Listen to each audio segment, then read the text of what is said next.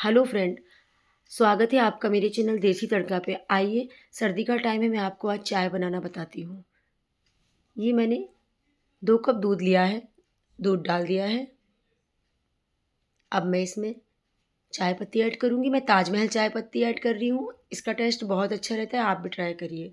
मैंने ये 2 स्पून चीनी डाली है, मुझे मीठा थोड़ा पसंद है, आप 1 भी डाल सकते हैं। ये मैंने अदरक, तुलसी पत्ता और इलायची लेके रखी है, ये मैंने डाल दी है साथ में। जैसा कि मैंने बोला मसाला चाय है तो हम इसमें दालचीनी ऐड करेंगे। बस 2 ही पिंच दालचीनी ऐड करनी है हमें, इससे टेस्ट और बढ़ जाएगा। ये चाय खौल रही है, देखिए मेरी चाय पक गई है, बहुत अच्छा कलर आया है।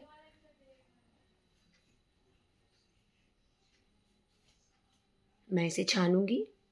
चाय तैयार है। जैसा कि आप मेरे खाने को टेस्ट करते हैं वैसे ही आप मेरी चाय को टेस्ट करें। Thank you so much.